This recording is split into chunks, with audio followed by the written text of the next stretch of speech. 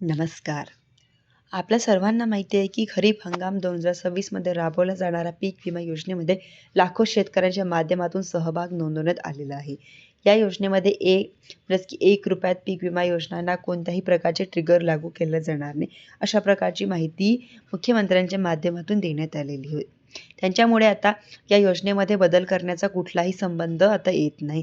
परंतु शेतकऱ्यांच्या माध्यमातून ठिकठिकाणी योजना पुन्हा सुरू पुन्हा एकदा या नैसर्गिक आपत्तीच्या पार्श्वती ₹1 सुरू करावी, अशा योजनेसाठी पूर्वी लागू असलेल्या ट्रिगर लागू करावे, अशा मागण्या केल्या जात आहे. परंतु मागण्याला सरकारकडून केराची टोपली दाखवली जात आहे. आता कुठल्याही प्रकारचा बदल केला जाणार नाही, अशा प्रकारे आता नव्या बदलासह ही योजना राज्यांमध्ये राबवली जाते. 31 जुलै 2026 पर्यंत या योजनेच्या अंतर्गत शेतकऱ्यांना अर्ज करता येणार आहे. 18 जुलै झाली, परंतु शेतकऱ्यांच्या माध्यमातून मोठ्या प्रमाणात अर्ज देखील करण्यात आलेले. परंतु केवळ 12 ते 13 दिवस या योजनेसाठी अंतर्गत शिल्लक राहिलेले आहे.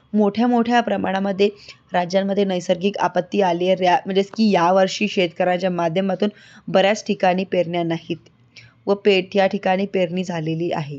परंतु बहुतांश या ठिकाणी पीक आणि दुबार पेरणी संकटात आलेली आहे किंवा पीक हातातून जाणार आहे. अशा परिस्थितीमध्ये एक आधार मिळू शकतो. फक्त आणि फक्त पीक विमा योजनेच्या पार्श्वभूमी कृषी विभागाच्या माध्यमातून मोठ्या प्रमाणात शेतकऱ्यांना पीक विमा भरायचं आवाहन केलं जात आहे. शेतकऱ्यांनी जर पीक विमा भरला तर त्यासाठी त्यांना काहीतरी एक आर्थिक आधार मिळू शकतो. अशा प्रकारची सध्याची परिस्थिती आणि अल निनोच्या पार्श्वभूमी किंवा सध्या सुरू असलेल्या नैसर्गिक संकटाच्या शेतकऱ्यांना दिलासा देण्यासाठी एक पर्याय हा पीक विमा योजनेचा अद्यापही उशीर झालेला नाही. या योजनेच्या कुठल्याही प्रकारचा बदल होण्याचे संकेत नाही. त्यांच्यामुळे उशीर न करता पीक विमा काढावा, अशा प्रकारचे आवाहन कृषी विभागाच्या माध्यमातून करण्यात येत आहे. पीक विमा सुद्धा पाहिले, हळदीचा पीक विमा किंवा भरपूर मोठ्या शेतकऱ्यांना आवाहन करण्यात आलंय, परंतु शेतकऱ्यांच्या माध्यमातून फळ पीक विमाच्या अंतर्गत हळदीचा पीक विमा काढला नाही. हळदीला ट्रिगर लागू झालेलं असताना सुद्धा शेतकऱ्यांना फळ पीक विमा काढता आला नाही.